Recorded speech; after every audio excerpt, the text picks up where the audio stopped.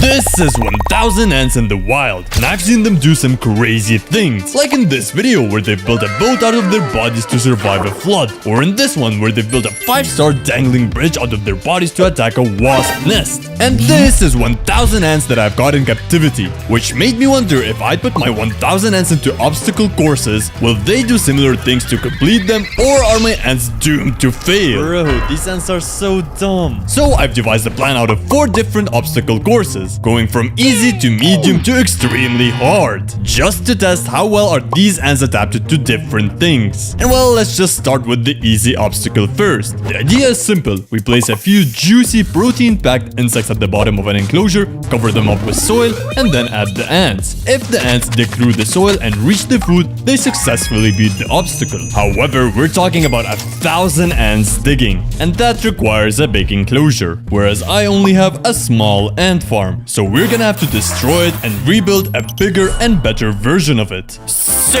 I've written down the dimensions and well tried my best to replicate the humongous size of the ant farm I'm planning on building, meaning we can now head to the plexiglass company, where I'm getting the materials for the ant farm. And actually we went back because it was kind of hard to cut on our own, so we decided to let the workers do the magic. Not only that, but we also managed to get everything for the other courses as well. Finally, with all of the cutting done, it was time to load everything into our car and drive back home safely.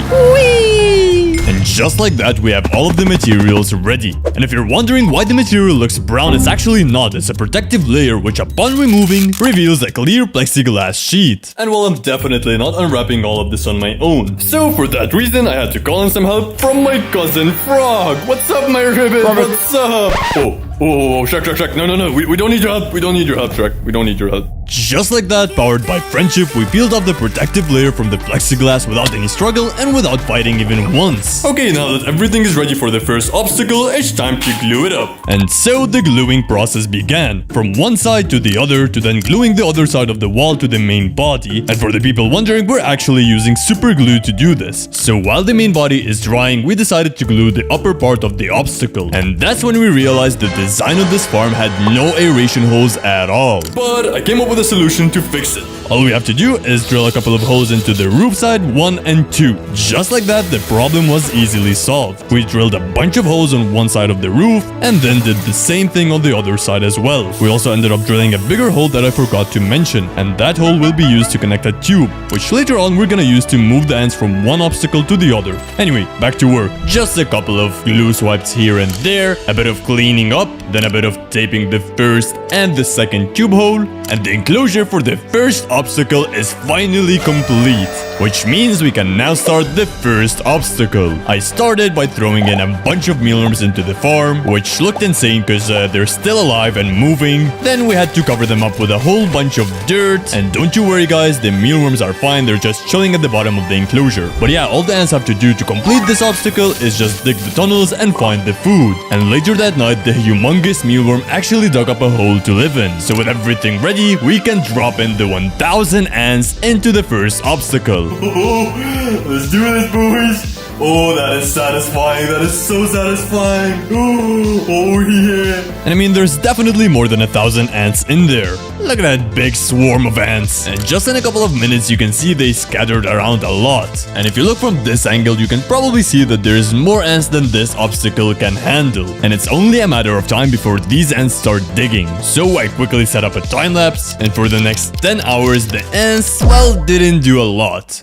They did move a little bit of dirt, but not nearly enough to reach the bait. And I think the main issue is the strong light. So let's just try and turn it off and see what the ants will do next. 3 hours later. Oh yeah, look at that! Look at that, guys! The ants are already digging the tunnels. Let's go! So it was actually the lights.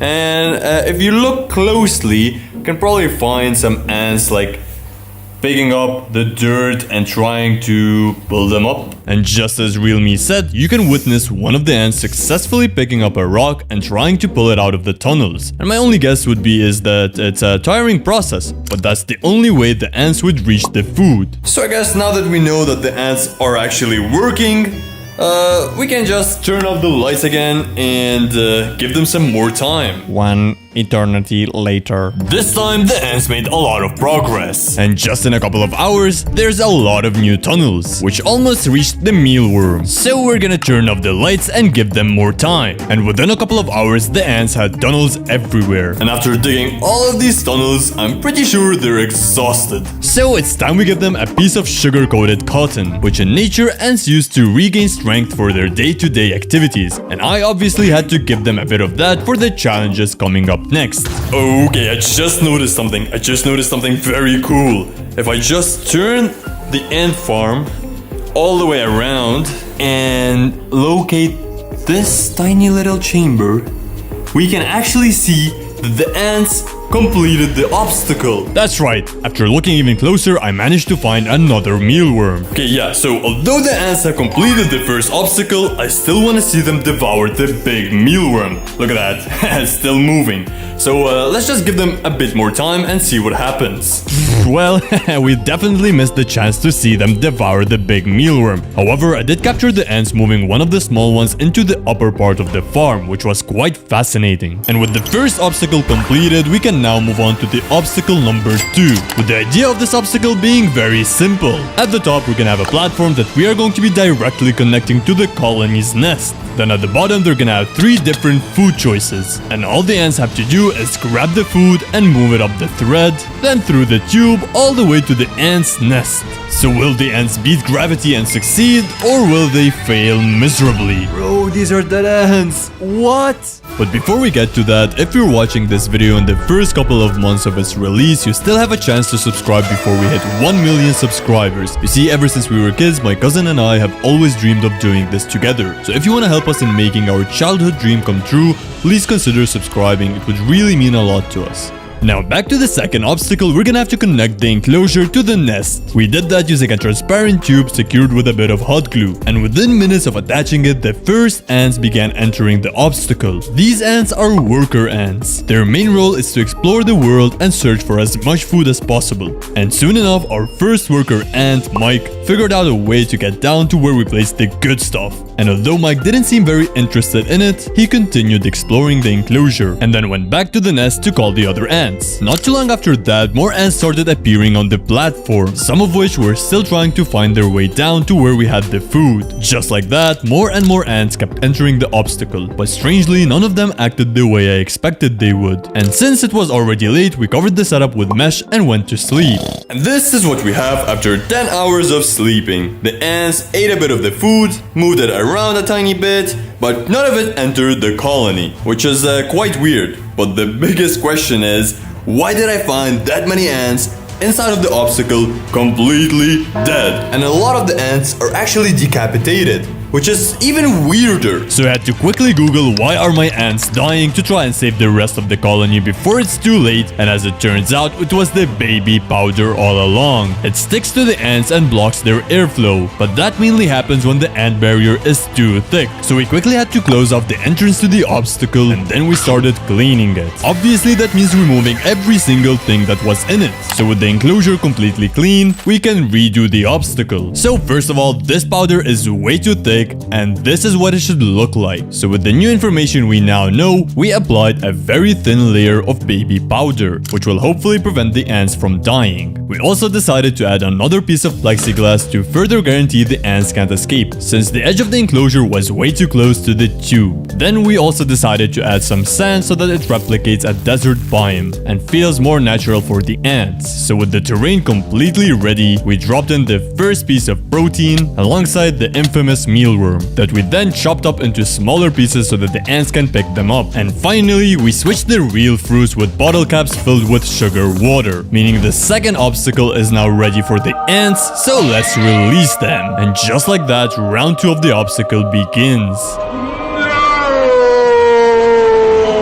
And boy oh boy did the ants enjoy the new obstacle. As they already knew how to climb down, a lot of them did. But then some were trying to then escape by climbing the walls for no reason, since others were already roaming near the food, and the smarter ones even discovered that there is water filled with sugar, which is a great indicator that the ants are enjoying the obstacle. But then this happened. I mean, look at that. The ant is literally drowning itself in this juice. Like, I don't even understand why it's doing that, but it's enjoying the water so much that it's even ready to dive die for it. On another note, please leave a comment on what is actually moving near the mouth, because I have no idea, but I'm so interested. And finally, we had some action happening around the food. And I was right to say that, because shortly after that, I actually saw the ant eating, which is not exactly what I wanted to see, but that means the ants are accepting this as food. And maybe if we wait long enough, the ants will start moving these pieces back to the nest. So all we now have to do is just wait.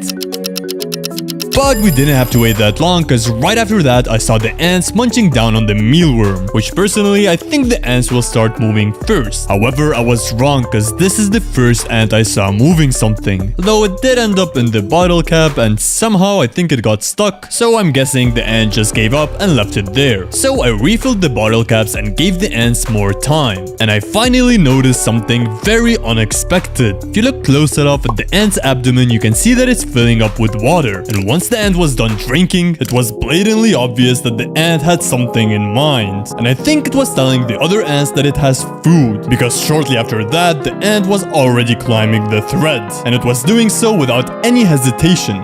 Then it entered the tube, where it was slowly but surely moving through it, at which point I saw the magic happening. It was sharing the sugar water with one of the other ants, which basically means that the ants weren't actually just drinking the water, they were delivering it to the colony, meaning the ants secretly completed the second obstacle, and we can now move on to obstacle number 3.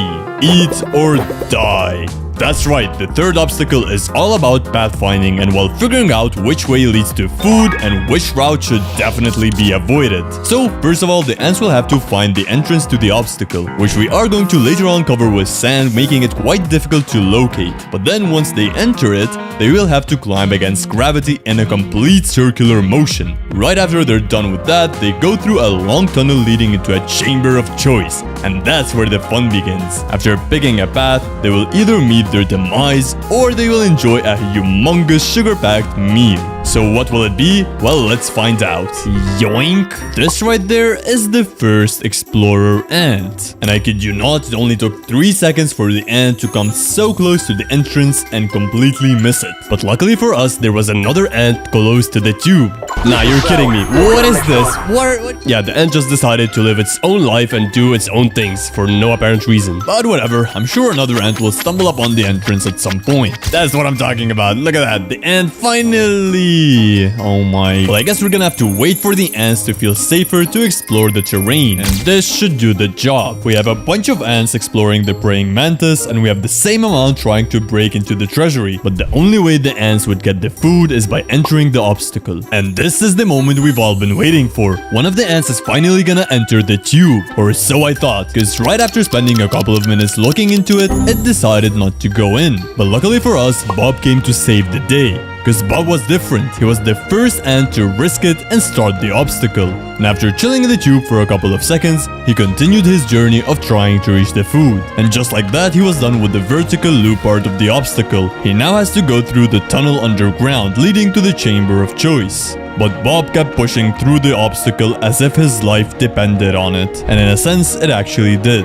However, it all comes down to what Bob decides to choose, whether it be the path of salvation or the road to destruction. And in that singular moment, Bob surrendered himself to fate. The uncertainty was gone, and all that remained was the outcome of the path he dared to take. But fate can be strangely merciful. As danger stood towering above him, Bob did not run. He did not hesitate. Step by step, he marched forward, as if he couldn't even see the monster waiting before him. Every second felt like it could be his last.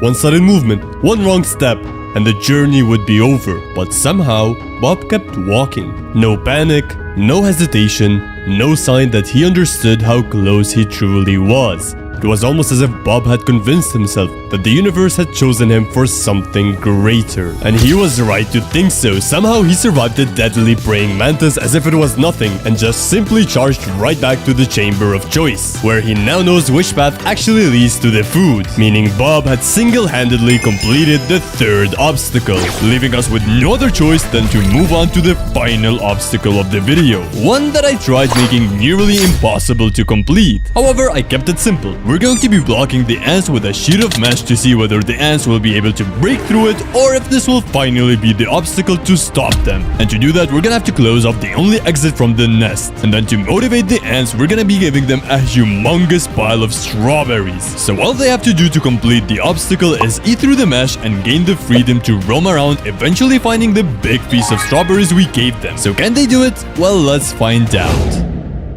And within just a couple of minutes, our first explorer ant was already checking out the new obstacle. To my surprise, it didn't even take that long before the ant realized the only way through was by cutting into the mesh. But while I waited for something exciting to happen, more and more ants kept entering the obstacle, most of which inspected the barrier for a couple of seconds before turning around and going back straight to the nest, almost as if they accepted that escaping was impossible. Still, I felt like this was just a waiting game. Given enough time, surely they'd figure something out. And if you watch closely, you can actually see them testing different approaches. And the longer I watched, the more I noticed each ant chewing in a slightly different way. Almost like every single one of them was experimenting with its own strategy. It's also crazy how much detail you can see in their mouths. They look completely alien up close. Then I finally spotted it. A tiny piece of mesh had been chewed away. It wasn't nearly enough to let the ants through, but it was proof they were actually making progress. Then I noticed another tiny bit of success, and then another. Eventually, I left the obstacle with what felt like thousands of ants all working together on the same impossible task. And when I came back later, they were everywhere. Somehow, they'd actually broken through and reached the other side. I even found one of them standing on top of the strawberries as if it was admiring the reward. When I looked back at the mesh itself, I noticed something unexpected. Even though the ants could already pass through, some of them were still cutting away at the barrier, and you can actually see that they chewed off a lot of it. Once again, the ants proved me wrong and completed the final obstacle. So next time, we're gonna have to come up with something even harder.